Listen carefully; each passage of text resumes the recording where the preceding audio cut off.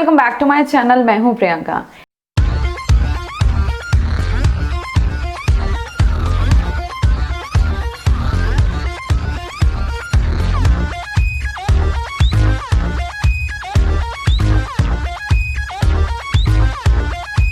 Recently हमने travel किया Delhi to Germany अपनी बेटी के साथ। मेरी बेटी है 20 मंथ्स की। 20 महीने के बच्चे के साथ ट्रैवल करना, वो भी इतने लंबे टाइम के लिए, थोड़ा सा मुश्किल हो जाता है। हमारी फ़्लाइट 8 से 9 घंटे की फ़्लाइट थी एंड घर से फ़्लाइट तक जाना, एयरपोर्ट तक जाना एंड एयरपोर्ट से होटल या घर तक जाना तो बहुत ही लंबा टाइम हो जाता है।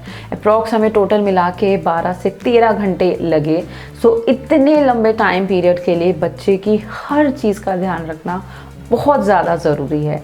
अगर फ़्लाइट 1-2 घंटे की हो तो एडजस्ट हो सकता है, बट इतने घंटों के लिए बच्चे के साथ ट्रैवल करना बहुत मुश्किल होता है। सो मेरे एक्सपीरियंस के अकॉर्डिंग मैं आज आपके साथ शेयर करने वाली हूँ वो सारी चीज़ें, वो सारी बातें जो आपको ट्रैवलिंग के दौरान ध्यान रखनी है। सो ये सारे टिप्स मैं आज के वीडियो में आपके साथ शेयर करने वाली हूँ। प्लीज़ वीडियो को पूरा देखिएगा।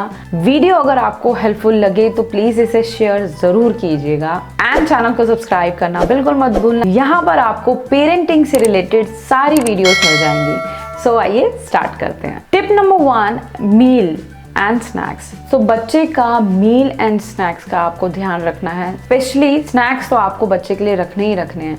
सो मुझे पता था कि अनिका को फ़्लाइट में मील मिलेगा, बट मैं श्योर नहीं थी कि उसे पसंद आएगा या नहीं आएगा।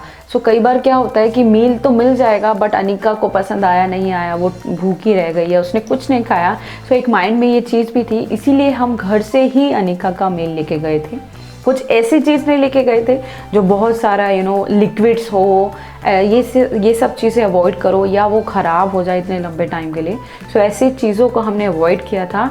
हमने अनिका के लिए पैक किए थे पराठा, प्लेन पराठा और पनीर पराठा रखा था। अनिका ये बहुत एंजॉय करके खाती है, बहुत मज़े करके खाती है। सो इसीलिए हमने ये प्रेफर किया था रखना। साथ में हमने बॉइल्ड एग भी रखे थे। स्नैक्स में चिप्स हो गए, बिस्किट्स हो गए, ये सारी चीज़ें हमने रखी थी। हमें जो मील मिला था उसमें अनिका ने चीज़ सैंडविच एंड कर्ड, ये भी अनिका ने हमारे साथ खा लिया था। सो इतनी सारी चीज़ें हो गई थी और थोड़े थोड़े टाइम के गैप के बाद मैंने अनिका को ये खिला दिया था। स्नैक्स भी मैंने रखे थे और स्नैक्स फ़्लाइट में भी मिले थे, तो वो भी अनिका ने एंजॉय किया। जब हम जर्मनी पहुंच गए उसके बाद भी घर तक आने में हमें 2 से 3 घंटे लग गए थे और बैग लेना और इन सारे टाइम में भी बच्चे के लिए स्नैक्स बहुत काम आते हैं। तो स्नैक्स रखना बिल्कुल मत भूलिएगा। Tip number 2, milk. अगर आपका बच्चा फार्मूला मिल्क पी लेता है तो आप बच्चे के लिए फार्मूला मिल्क ज़रूर रखिए। गर्म पानी रखने की आपको ज़रूरत नहीं है क्योंकि वो आपको फ़्लाइट में ही मिल जाएगा। सेकेंड चीज़, बाहर का जो नॉर्मल दूध होता है वो बिल्कुल मत रखिएगा क्योंकि लिक्विड्स अलाउड नहीं होते हैं फ़्लाइट में। थर्ड चीज़, अगर आपका बेबी ब्रेस्ट फीड करता है तो आप ब्रेस्ट फीड करा सकते हैं। सो अनिका वैसे तो दूध नहीं मांगती है, बट जब वो उसे सोना होता है तब वो दूध मांगती है। सो मैंने ब्रेस्ट फीड कराया था उसे फ़्लाइट में। तो अगर आप कंफर्टेबल हैं तो आप बच्चे को ब्रेस्ट फीड भी करा सकते हैं फ़्लाइट। सो टिप नंबर 3, बच्चे की क्लोथिंग का आपको ज़रूर ध्यान रखना है। 1 से 2 एक्स्ट्रा पेयर आपको ज़रूर रखने चाहिए क्योंकि बच्चे खाते पीते रहते हैं और कपड़े गंदे करते रहते हैं। सो इस केस में अगर आप एक्स्ट्रा रखेंगे तो आप बच्चे के कपड़े चेंज कर सकते हैं। सेकेंड चीज़, आप बच्चे के जैकेट्स वगैरह का भी ध्यान रखिए। दिल्ली में तो बिल्कुल गर्मी है और जब हम जर्मनी में पहुँचे तो थोड़ा सा वेदर कूल था, ठंडा था और हम नाइट टाइम पर पहुँचे थे तो और थोड़ा सा ठंडा था।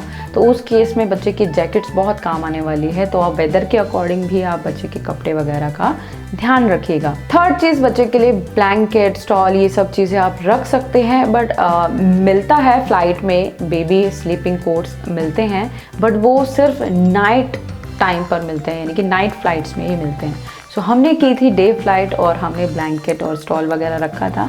जब बेबी सो जाता है तब आप बच्चे को उड़ा सकते हैं। Tip number 4, entertainment. बच्चों को इंगेज रखना इस टाइम पर बहुत ज़रूरी होता है क्योंकि बच्चा 20 मंथ्स की है अनिका, और अनिका को सीट पर बिठाना बहुत ही डिफ़िकल्ट हो गया था। फर्स्ट चीज़, आप बच्चे के लिए टॉयज़, गेम्स ज़रूर रखिए। कोशिश कीजिए बिल्कुल नया टॉय हो या बिल्कुल नई गेम हो जो आपने बेबी को पहले नहीं दिखाई है, क्योंकि जो नई चीज़ होगी, न्यू टॉय होगा, उसमें बच्चा ज़्यादा इंटरेस्ट दिखाएगा और काफ़ी इंगेज रहेगा और काफ़ी देर तक बैठा रहेगा। सो ट्रैवलिंग टिप बहुत ही काम आने वाली है ये आपकी। सो पहले से ही बेबी राइम्स सॉन्ग्स ये आप पहले से ही डाउनलोड करके रखिए, क्योंकि फ़्लाइट में आप नेट नहीं होगा और आप बच्चे को नहीं दिखा पाएंगे। सो पहले से ही डाउनलोड करके रखिए ताकि बच्चा थोड़ी देर ये सारी चीज़ें भी देख के इंजॉय कर पाएगा। टिप नंबर 5, बच्चे की सीट चूज़ करते टाइम आपको थोड़ा सा ध्यान देना है।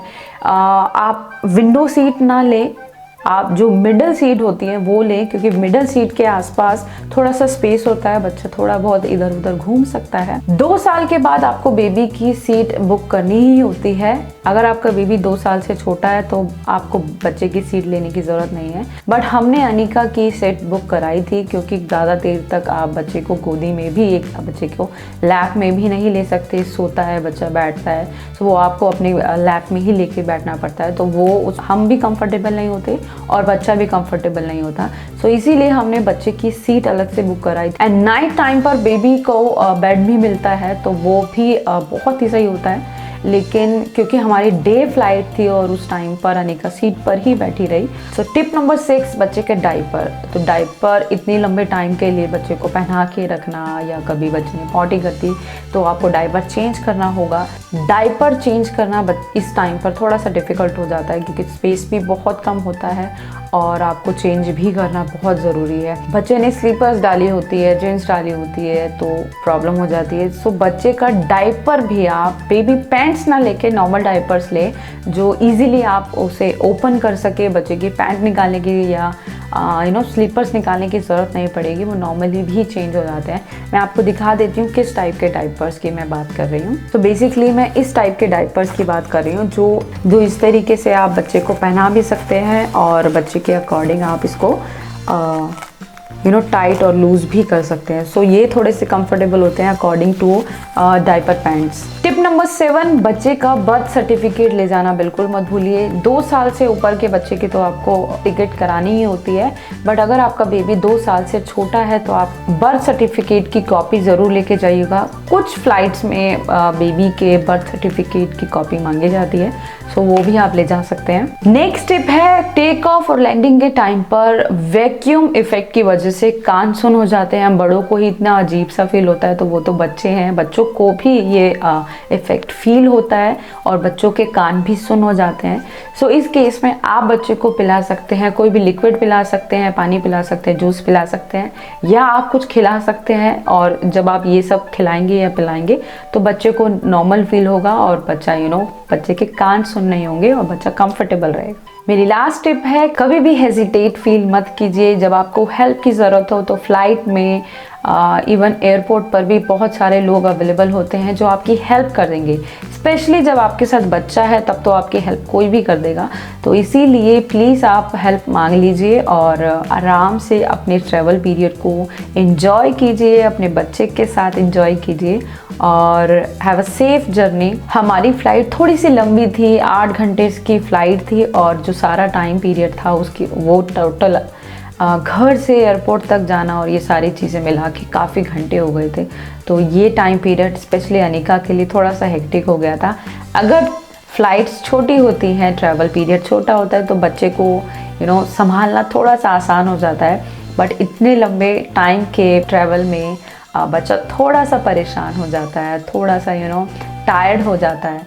सो इस केस में आपको ये सारी टिप्स का ध्यान रखना है। इसके अलावा अगर आपको लगता है कि कोई टिप है तो वो आप हमें कमेंट सेक्शन में बता सकते हैं ताकि और भी लोगों की हेल्प हो। So thank you for watching. जल्दी ही नेक्स्ट वीडियो में मिलेंगे। Till then bye.